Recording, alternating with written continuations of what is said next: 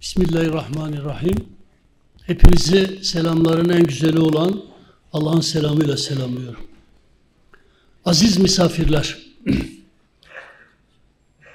Rabbim inşallah 2 gün boyunca ülkemizin bu en önemli meselesi hakkında yapacağımız konuşmaları ve müzakereleri hayra tebdil eylesin diyorum. Ev sahipliğinden dolayı Hüdapar'ı yürekten kutluyorum. Değerli misafirler, evvela bir itirazla başlamak istiyorum. Bu başlığı seçen arkadaşlarımın hiçbirinin niyetinden farklı düşünmüyorum. Amaçlarımız bir bizim. Ama itirazım Kürt meselesi tabiri nedir? Kürt meselesi tabiri bence yanlıştır. Peki nedir mesele? Şudur: kuruluş sürecinde Cumhuriyet Halk Partili iktidar seçkinleri Kürt varlığını ve aidiyetini modern ulus devlet projesi için bir tehdit olarak gördükleri için inkara yöneldiler. Devlet marifetiyle Türk ismi üzerinden homojen bir ulus yaratmak istedikleri için Kürtlerin ayrı bir kavim olarak varlığını inkar ederek dilini ve kültürünü yasaklama yoluna gittiler. Bunu da sistematik ve acımasız asimilasyon politikalarıyla yaptılar.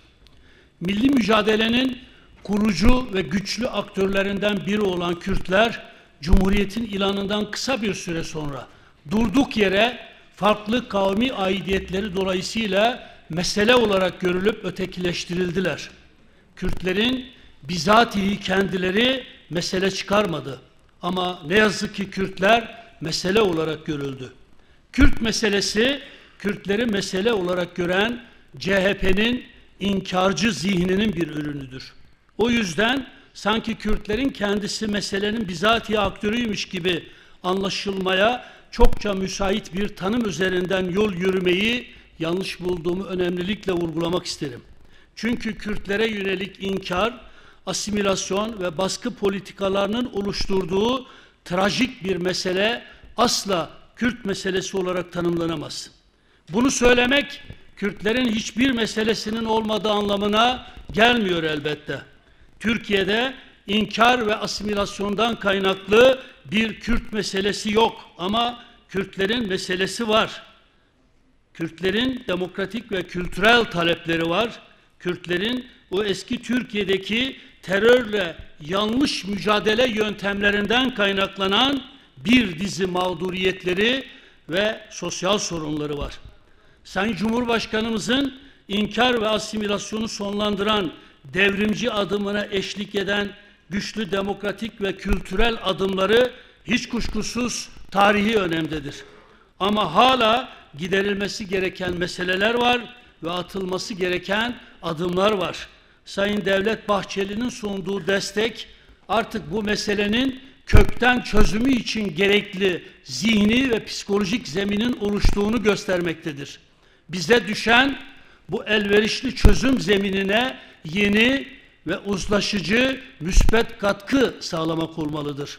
Değerli konuklar, büyük resme baktığımız zaman sözünü ettiğim inkarın yalnızca Kürtlere yönelik olmadığını görürüz. O modern ulus devlet paradigmasının mağdurları arasında Türkler de, Türk kardeşlerimiz de vardır. Bunu bilmek, çözüm için gerekli olan anlayışta ortaklaşmak adına çok gereklidir. Doğrudur, Türklerin kavmi olarak kimlikleri inkar edilmemiş, dili yasaklanmamıştır ama Türk'ü tarih sahnesinde Türk kılan İslami ve geleneksel tüm özellikleri de laikçilik ve modernlik adına yok varsayılmış, devlet, memleket ve toplum hayatından adeta sökülüp atılmak istenmiştir. Batıperest CHP yönetici eliti verili Türk'ü asla beğenmemiş, hatta onu çağdaşlaşmanın ve sekülerleşmenin önünde bir iç tehdit, hatta bir iç düşman gibi görmüş. O yüzden devlet marifetiyle makbul Türk inşa etme yoluna gitmiştir.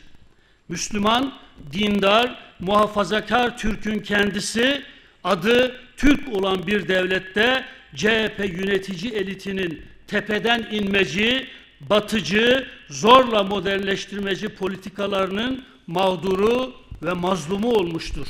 Türk de, Kürt de aslında sekülerleştirilmek istenmiştir. Gövdesi sadece Türk veya Kürt olan ama beyni, aklı ve yaşam tarzı bütünüyle batılı olan yeni bir vatandaş yaratılmak istenmiştir. Modern ulus devletin tek tipleştirici, farklılıklara zinhar izin vermeyen homojenleştirici ideolojisi bir yandan modernlik üzerinden İslami geleneksel inanç ve yaşam tarzlarını biçen, bir yandan da Fransız tipi ulusçuluk, milliyetçilik anlayışı üzerinden Kürtlerin ve diğer toplulukların farklılıklarını hayali bir tek ulus kimliği potasında eritmeye dönük adeta bir giyotin işlevi görmüştür. Kürt meselesi olarak tanımlanan mesele 1984'ten itibaren silahlı bir ayaklanma ve terör dolayısıyla gündemimize geldi. Ve yine üzülerek belirtmek isterim ki hep çözümlenmek istenen şey de bu terör belası oldu. Terör konuşulurken Kürt'ün adı dahi zikredilmek istenmedi. Kürtlerin meselesi görmezlikten gelindi. Dolayısıyla kayda değer çözüm önerileri gündeme getirilmedi. Getirmek isteyenler de baskılandı, Kürtçü, bölücü diye suçlandı. Kürt dememek için birileri terör sorunu, birileri Güneydoğu sorunu dedi. Ekonomik sorun dedi, dedi. Ama bir tek Kürt demediler. Çünkü Kürt'ün adını anmak yasaktı. Kürt kavminin varlığını iddia etmek suçtu. Kürtçe sokakta dahi konuşulması yasak olan dillerden biriydi. Birileri de Kürt meselesi dedi bu süreçte. Tanım yanlış bile olsa Kürt'e dikkat çekmek için böyle dedi. Şimdi mesele anlaşıldığına göre artık yanlış tanımda ısrarın da lüzumu yok. Terörün tırmandığı döneme kadar bu meselede devlet adına kayda değer çözüm arayışlarına yönelen hiç olmadı. Devleti yönetenler sadece ve yalnızca terör odaklı politikalar geliştirdiler. Şayet Kürtlere yönelik inkar, asimilasyon ve zor politikaları olmamış olsaydı dağa çıkan bir örgütün yaşama şansı olmazdı. Bunu söylemek dağa çıkmaya veya teröre meşruiyet veya haklılık atfetmek anlamına zinhar gelmiyor. Bize göre hiçbir haklı neden veya gerekçe ne dağa çıkmayı ne de terörü meşrulaştırır. Bu bahsi diğerdir. O yüzden geçiyorum.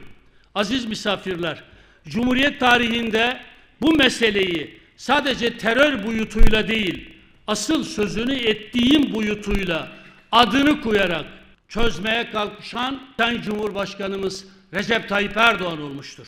Şimdi yeni bir dönemin eşiğinde bulunuyoruz. Ya birlikte Türkiye'yi inşa edip hepimizin kazanacağı bir döneme kapı aralayacağız ya da yabancı düşman güçlerin oyununa gelip birbirimize kaybettirmeyi sürdüreceğiz. Devletimiz tek olmalı bizim. Hiç kimsenin bir diğerinin varlığını inkar etmediği tek bir millet olmalıyız. Tek bir vatanımız ve tek bir bayrağımız olmalı bizim. Resmi dilimiz evet tek olmalı ama bu ülkenin bütün dilleri de hür ve serbest olmalı. En az resmi dilimiz kadar kıymetli ve muteber olmalı. Resmi dilimizin tek olması diğer dillerimizin kamusal hayatın işlevsel bir aktörü olmasına mani bir durum teşkil etmez. Bunu formüle edecek akideye, tarihi tecrübeye sahibiz biz. İlla bu ülkedeki tüm dillerin resmi dil olarak kabul edilmesi gerekmiyor elbette. Ama resmiyette kabulün sosyal barışımızı güçlendirecek bir pratiğe dönüştürülmesi de olmazsa olmaz bir öneme sahiptir. Eğitim dilimiz Türkçe olmalı.